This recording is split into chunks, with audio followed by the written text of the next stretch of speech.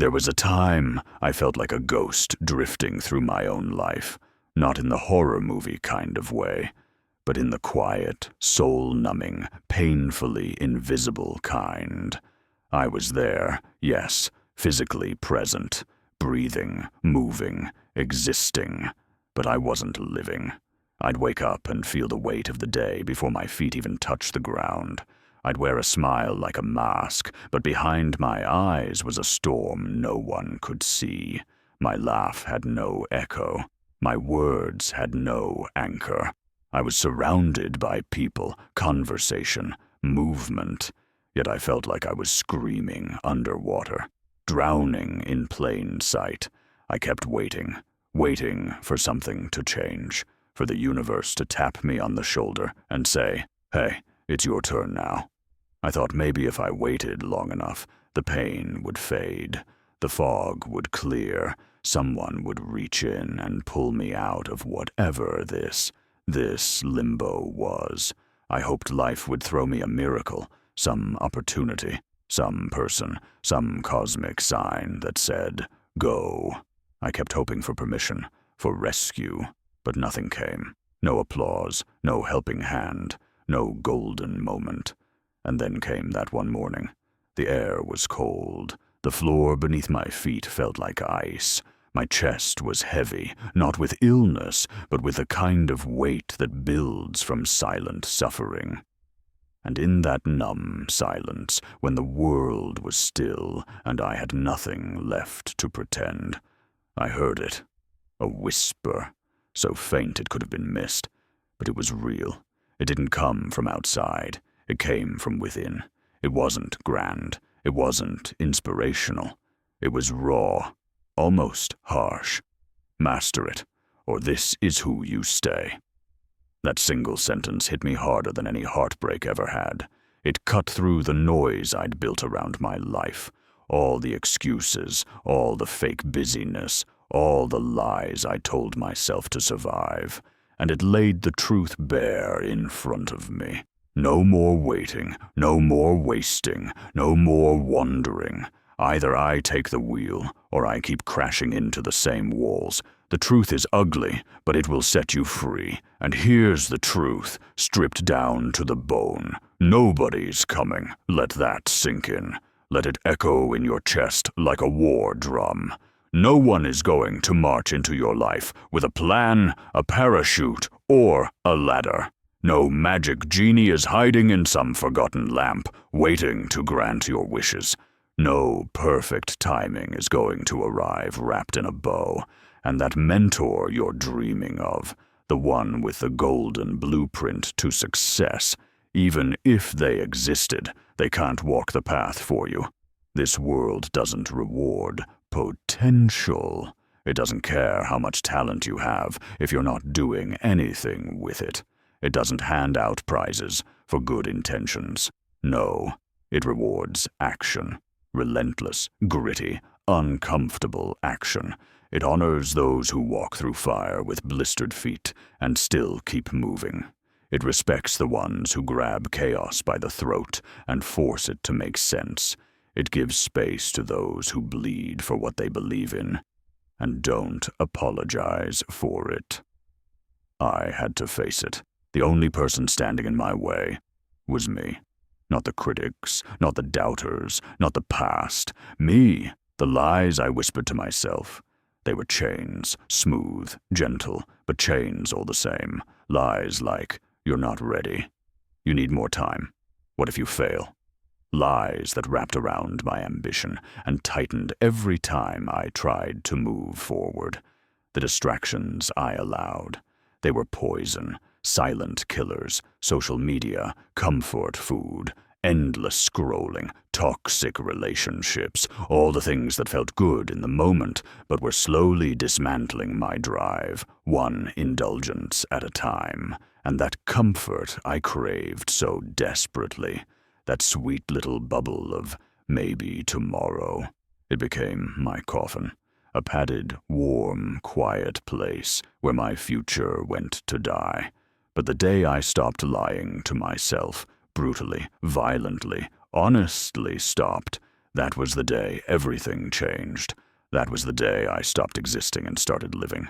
It wasn't pretty, it wasn't painless, but it was real. And finally, I was free. Master your mind, the wild beast inside. Your mind is not your friend until you make it one. Until then, it's a savage beast, untrained, unchained, and unforgiving. It's primal.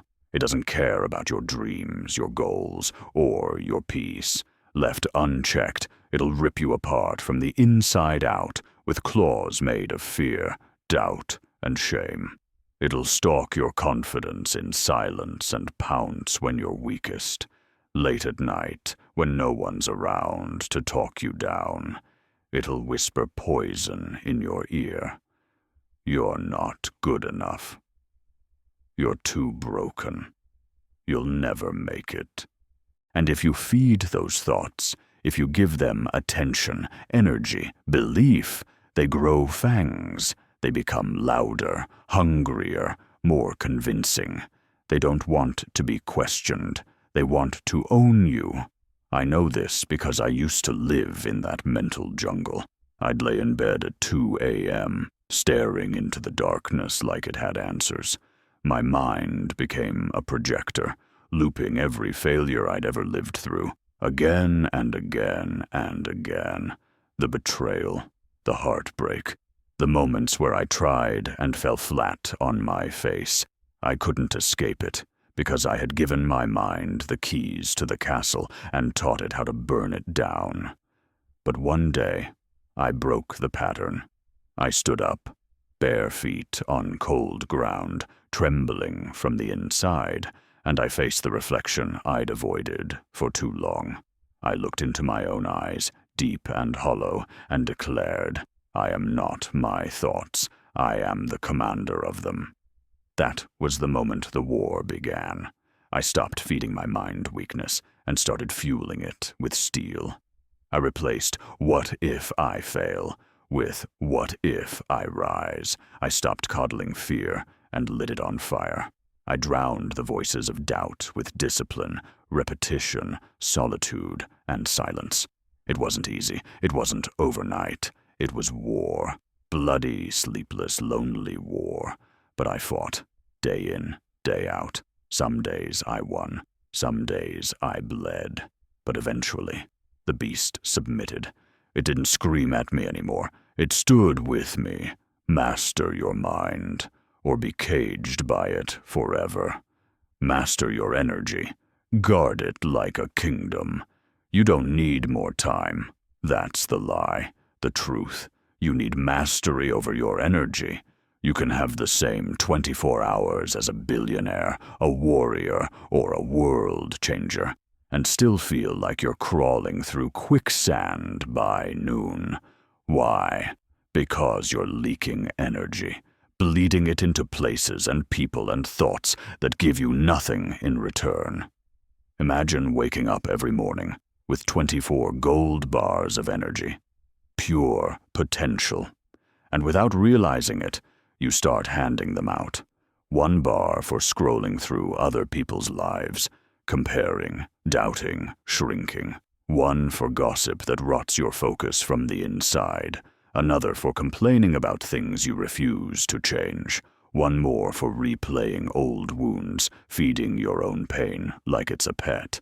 And by midday, you're broke, empty, exhausted, not from doing anything real, but from pouring yourself into distractions that feed off you like parasites.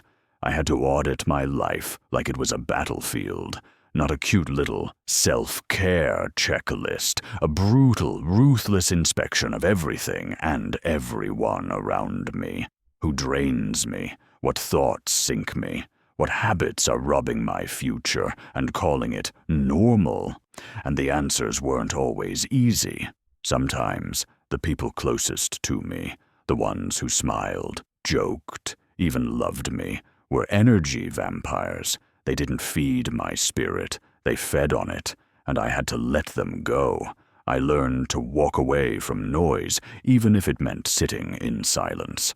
I learned to say no without a speech, without a guilt trip, without explanation. I learned that peace isn't passive, it's a decision, a line in the sand.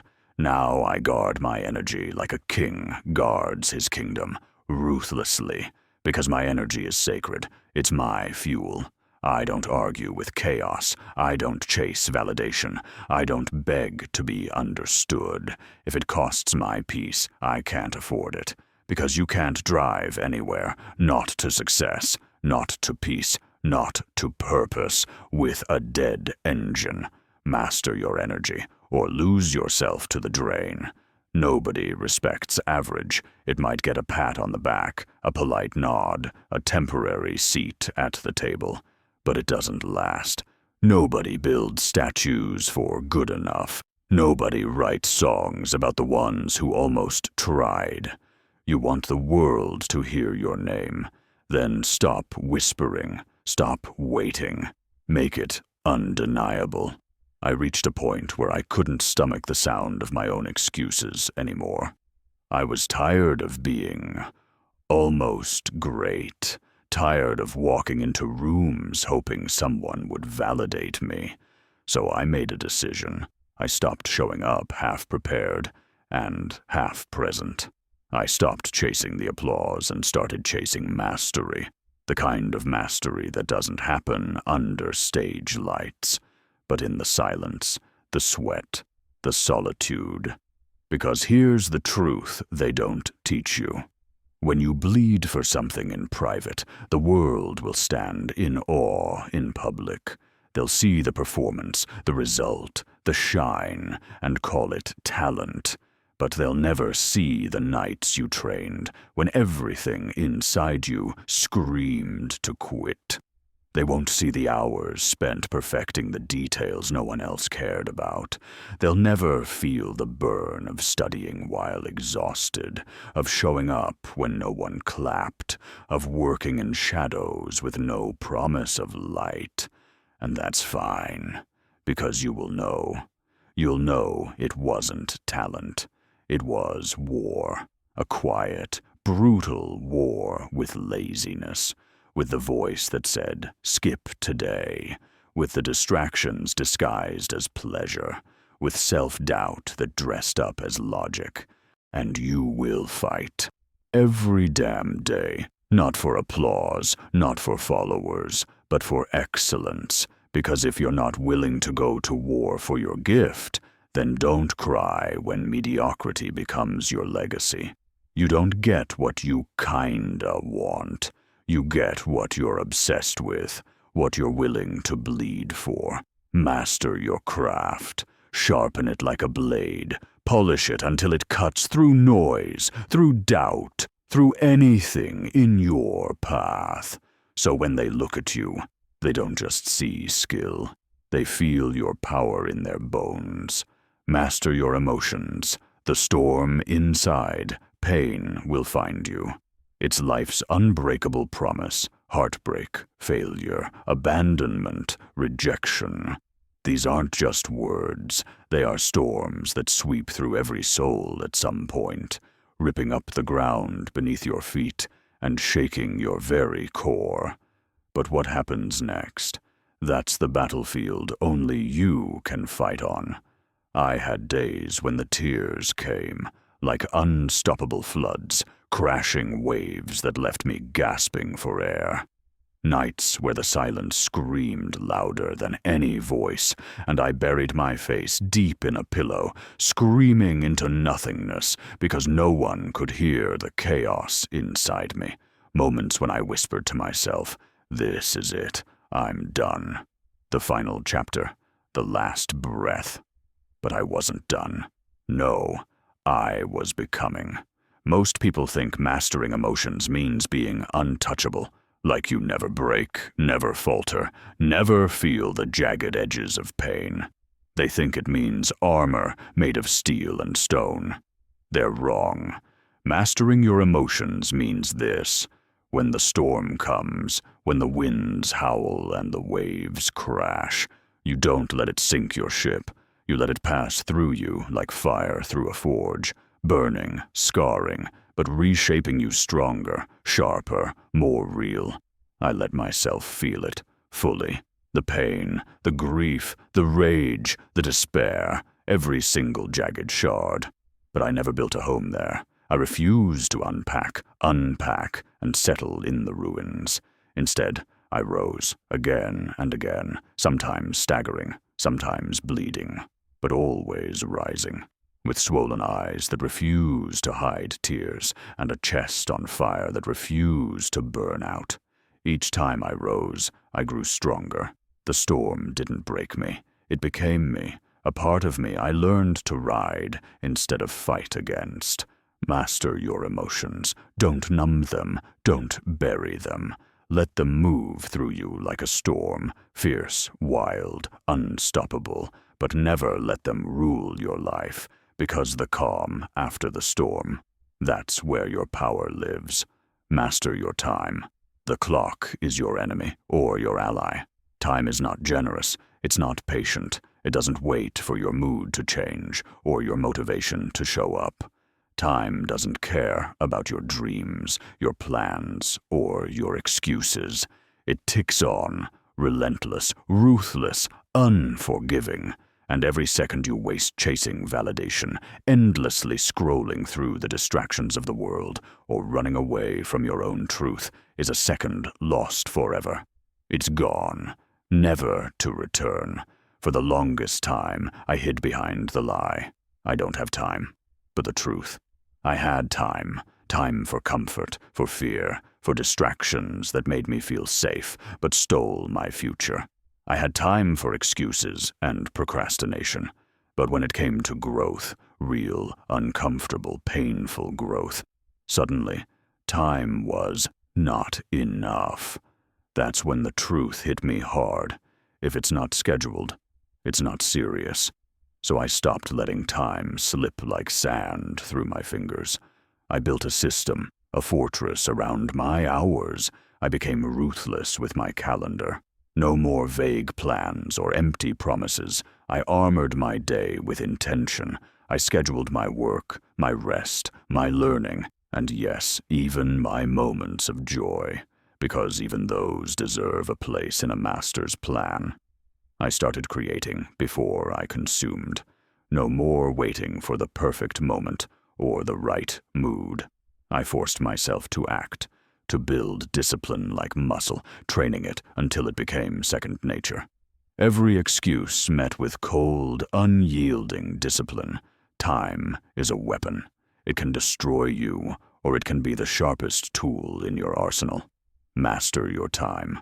Become its commander. Bend it to your will, because if you don't, time will master you, and it doesn't care if you're ready or not. It will keep moving forward without you, and when you finally look up, you'll find yourself nowhere near where you wanted to be. The clock is ticking. Make it your ally, or watch it become your enemy.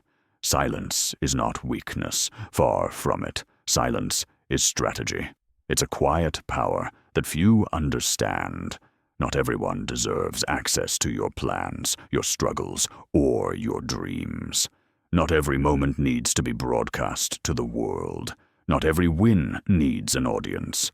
Sometimes the greatest victories are born in the shadows, away from eyes that judge, voices that criticize, and distractions that dilute your focus.